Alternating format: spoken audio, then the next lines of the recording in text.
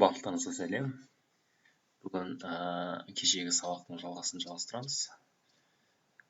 То есть план бар бізде уже. Осыны 3D көлемде 3D Max бағдарламасында көтереміз. Так, ол үшін бізге не істеу керек? Бізде автокадта чертеж бар. Енді сол сызбаны, чертежді автокад версиясы бізде 2018, ал 3D Max 2016. Сондықтан біз сақтаған кезде ол 3D Max 2016 болған соң кейінгі версияда сақтаймыз. Бірақ 2010 деп сақтай салайық. Так, почтаға сақтайын. 2010 сохранить. Так, мынау кіре беріс. Мында санузел совмещенный. Кстати, можно мына жерден раздельный санузел жасап жүруге болады негізі. Так, отыра берсін.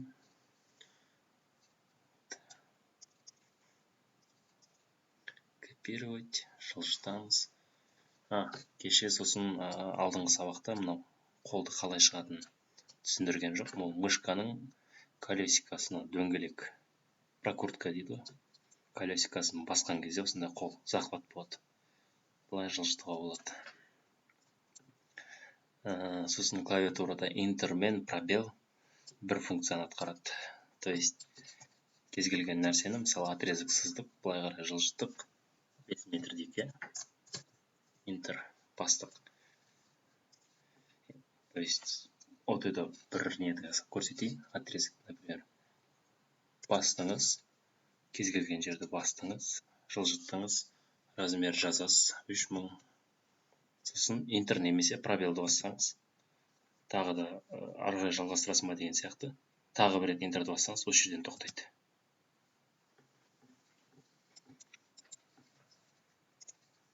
Сосын мәселен круг сызайық. Середина. Так, 3 метр былай. Бірде 1,5 тауып тұр, как раз диаметрі 3 метр болады. Ладно, бастық.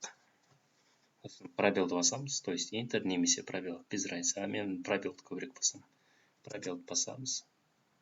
То есть центр круга уже круг. Кез келген жерді басамыз. Тағы бір рет Enterді бассақ, алдыңғы таңдаған размерді дәл солай шығарып береді 3 метр.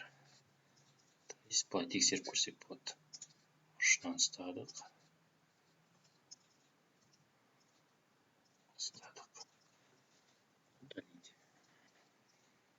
3 метр кругты есінде сақтап қалды.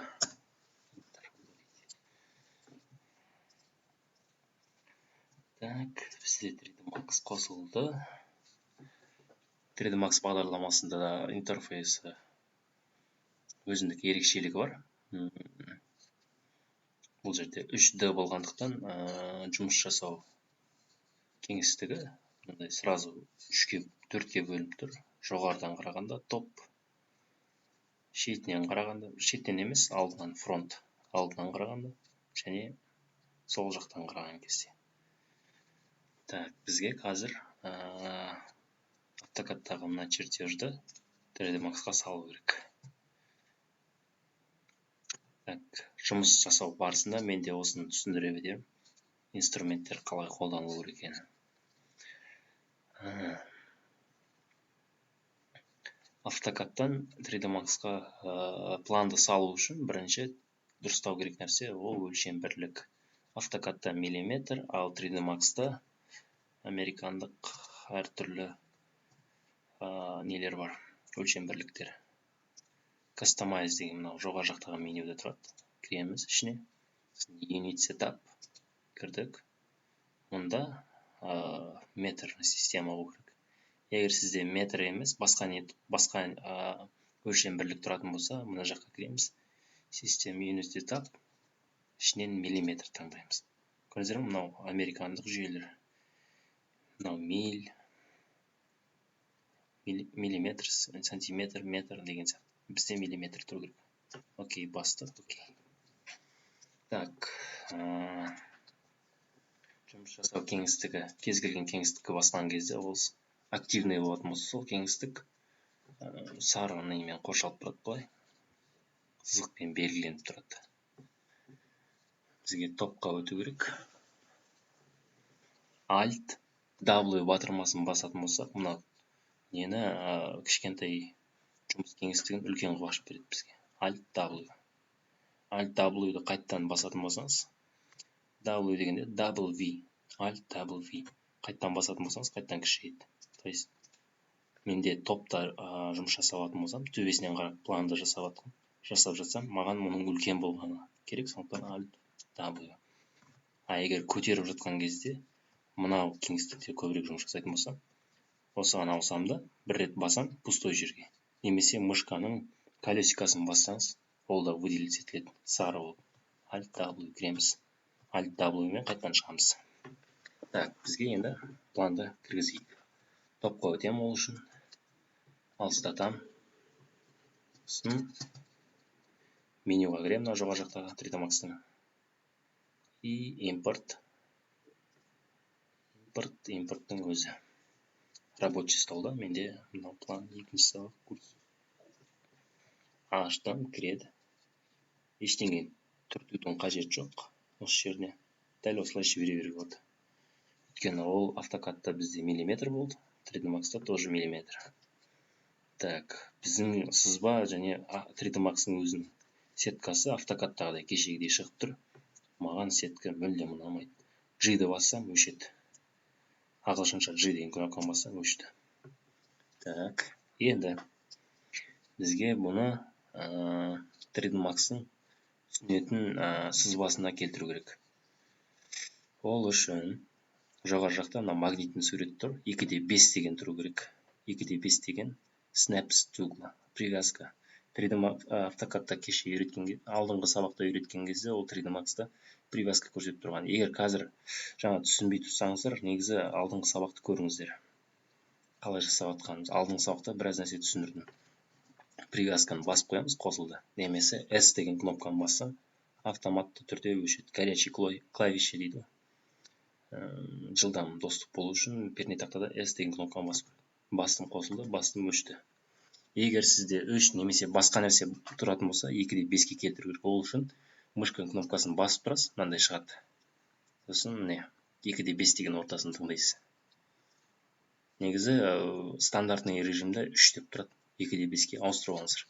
3 деген ол мынау плоскостьті сіз привязка жасап жатсаңыз, осы бір ғана жазықтықтың бойында жасалынады. Егер 3 тұратын болса, ол төмен немесе бері бетке кетіп қалуы мүмкін.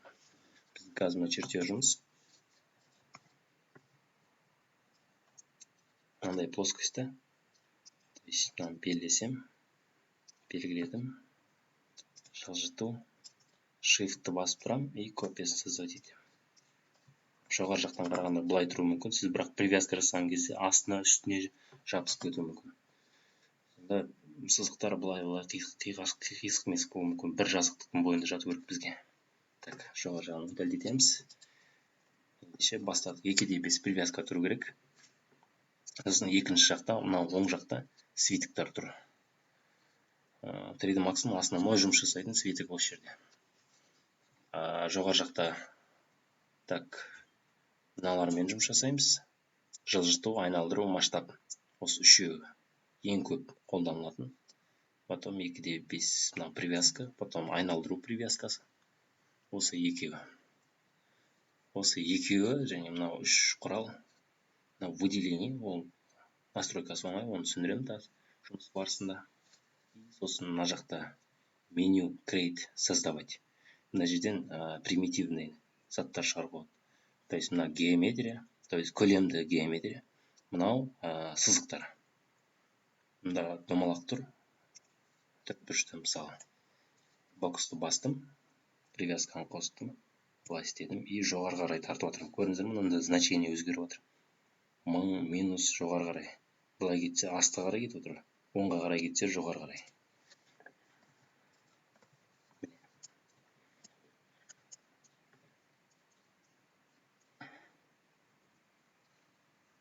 Төменге қарай кетіп отыр. Тоже минусқа кетіп отыр. Енді қалай ыңғайлы? жасаған бокспен создавать етіп стеналарды қосып шығу ма, әлде осы жерден көтеріп алу ма? Осы жерден көтеріп алу мүмкін болмайды, сондықтан оның бір әдісі бар. Боксты алып тастау үшін escape батырмасын бассам шығып кетеді. Міне. Боксты бастым, создавать еттім. Escape, мынау активный болып тұр, escape'ті басу керек. Так, планды сызып алу керек бізге сплайнмен. Ол үшін біз shapes'ке кіреміз. Свит create, сосын shapes. Shapes'тің ішінен line. Потом start new shape дегенді алып тастаймыз галочка. Бастық, мына жерде corner тұру керек. Екеуінде де corner тұру керек. Екен бізде бәрі 4 бұрышта. Кез келген бұрыштан бастаймыз. Привязкамен 2/5 жаңа қосып қойғанымыз бар. Терезені мен отдельно осылай алып кетемін, өйткені мен не үшін екенін қазір жұмыс барысында көрсетемін.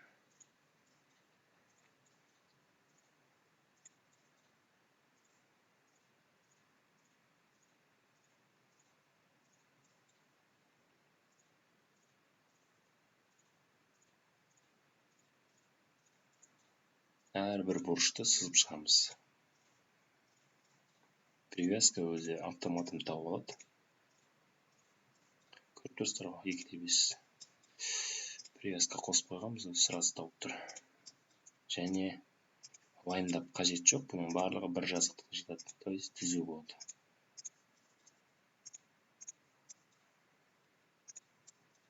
То есть или яғни.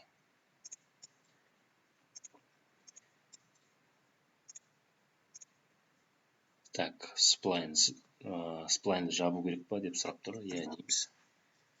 Бізде сплайнға ауысты. Так, escape басамыз. Енді қараңыздар, біз сол планды былай сызып алдық.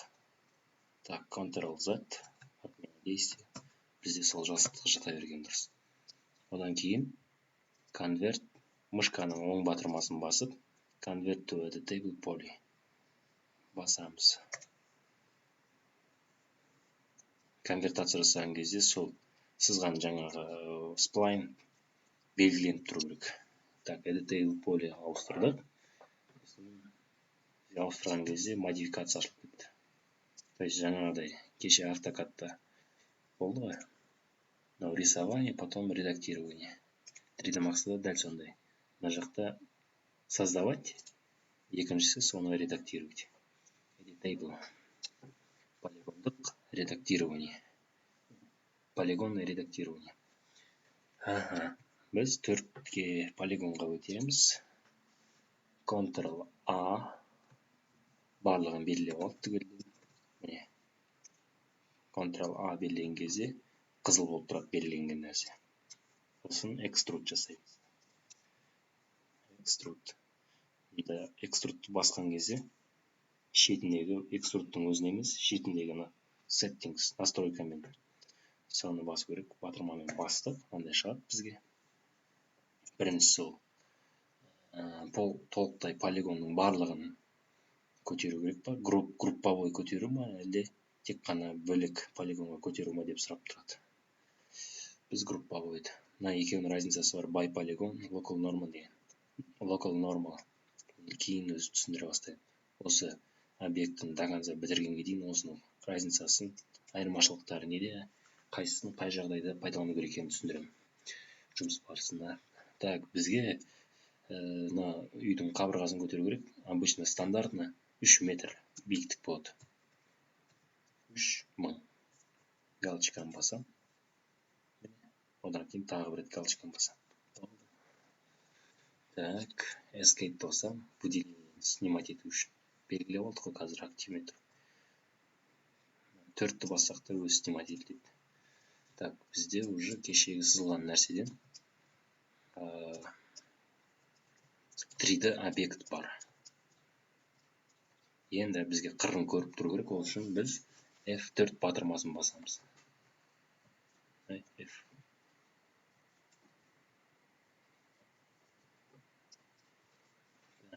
Немесе кнопкам істеп тұрмыз.